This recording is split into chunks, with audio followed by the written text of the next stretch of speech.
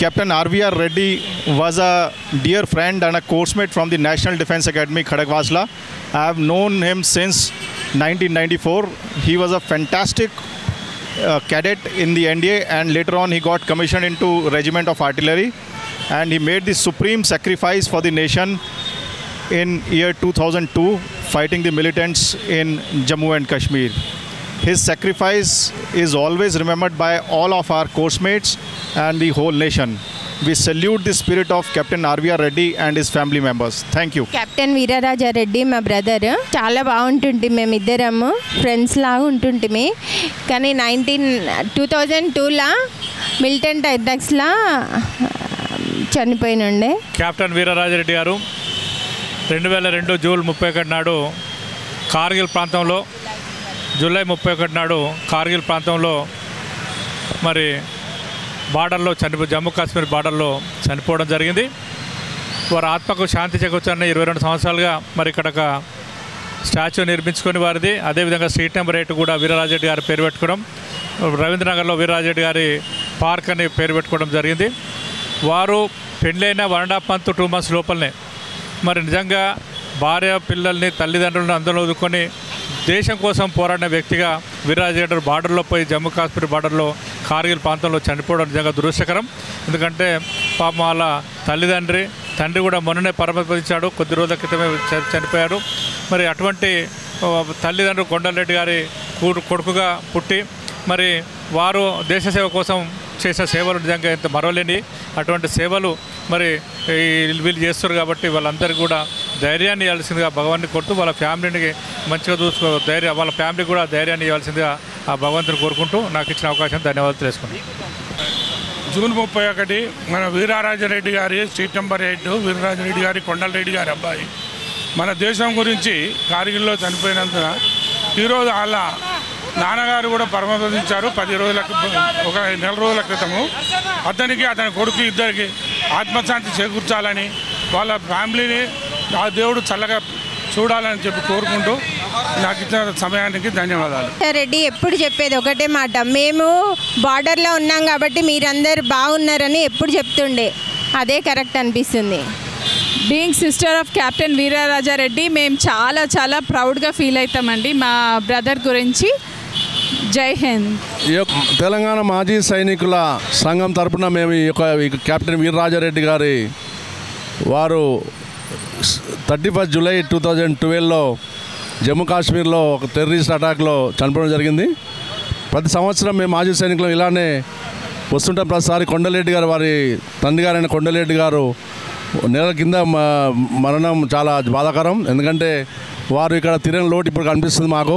తర్వాత ఇలానే వారి జన్మదినం కూడా ఇలానే జరుపుకుంటాం. ఎందుకంటే మా ఆధ్వర్యంలో చేద్దాం అనుకున్నాము. వారి కుటుంబ సభ్యులకు కూడా మేము తెలిపడం జరిగింది.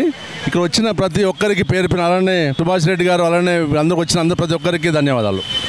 ఈరోజు కెప్టెన్ వీరరాజారెడ్డి గారి వర్ధంతి సందర్భంగా మరి నివాళులు అర్పించడం జరిగింది. వారి నాన్నగారు కూడా అతను పోయిన నుంచి ప్రతి సంవత్సరం కొండలరెడ్డి గారు మరి ఎవ్రీ ఇయర్ జయంతి వర్ధంతి చాలా ఘనంగా చేసేవారు. మరి ఈ మధ్యలోనే కొండలరెడ్డి గారు చనిపోవడం జరిగింది.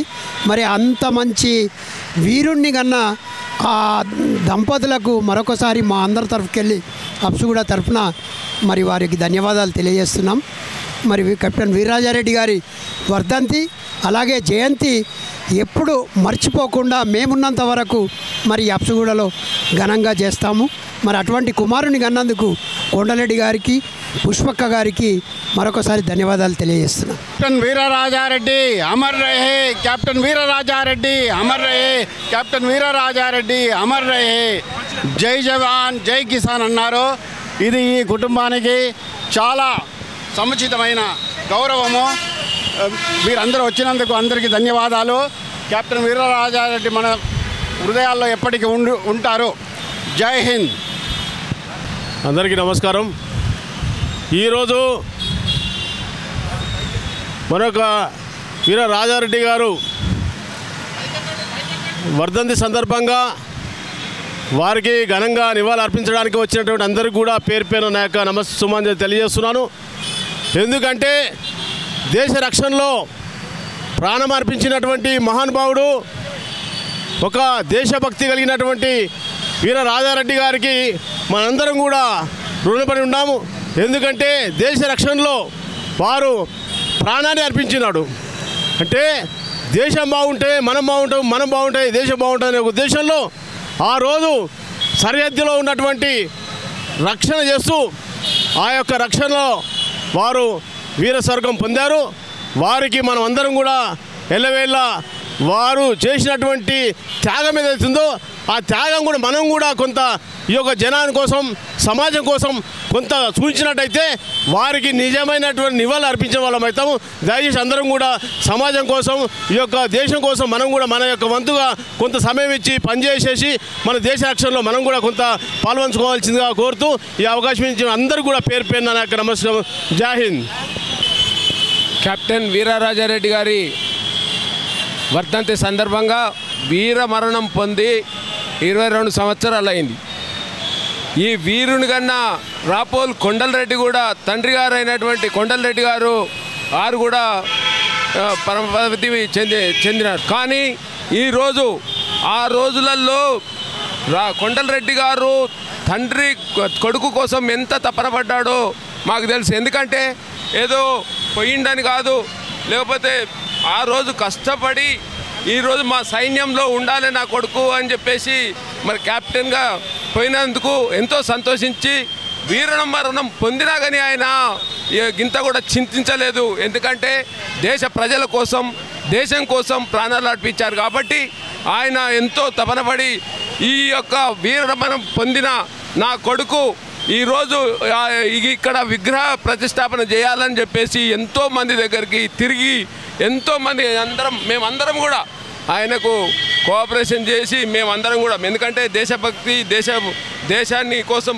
పాటుపడి చనిపోయాడు. అటువంటి వ్యక్తిని మనం అందరం కూడా ఇక్కడ ఉంచాలని చెప్పేసి ఆ రోజు దేవేందర్ గౌడ్ గారు కానివ్వండి, ఎన్బిఎస్ఎస్ ప్రభాకర్ గారు కానివ్వండి, ప్రతి ఒక్క మన రమణారెడ్డి గారు కానివ్వండి, మేము అందరం కూడా ఈ విగ్రహ ప్రతిష్టాపనకు మేము చేశాం. ఆ రోజు నుండి ఈ రోజు వరకు కూడా మరి గతంలో 1 year వరకు రాపోల్ కొండలరెడ్డి గారు తండ్రి గారు చనిపోయేంత వరకు కూడా ప్రతి జన్మదినానికి, ప్రతి వర్ధంతికి ఈడ ఎంతో ఘనంగా అందరికీ తెలిసే విధంగా మరి చేస్తుండే. ఎందుకంటే మనము రాజులు వీరమరణం పొందారు అని చెప్పేసి అనుకుంటాం, శివాజీ గారు వీరుడు సూర్యుడు అని అనుకుంటాం. మన దేశం కోసం ఈరోజు మన వీరరాజారెడ్డి ఆయన వీరత్వంలే వీరరాజారెడ్డి అనేది ఉంది కాబట్టి మనం అందరం కూడా అందరికీ తెలిసే విధంగా ఈ యొక్క జన్మదినాన్ని వర్ధంతిన రోజు కూడా మరి కొండలరెడ్డి గారికి కూడా నాకేమనిపిస్తుందంటే కొండలరెడ్డి గారు కూడా ఇంత చేశారు కాబట్టి ఆయన పక్కకే కొండలరెడ్డి గారి విగ్రహాన్ని కూడా ప్రతిష్టాపిస్తే చాలా గుర్తింపు ఉంటుంది. ఎందుకంటే తనయుని కోల్పోయినా చింతించకుండా ఈ సమాజం కోసం అందరూ కూడా గుర్తించే విధంగా తండ్రి కొడుకు విగ్రహాన్ని పెట్టాడు కాబట్టి మేమందరం కూడా ఆయనను నా అభిప్రాయంగా నేను చెప్తున్నాను అందరినీ కోరుతున్నాను.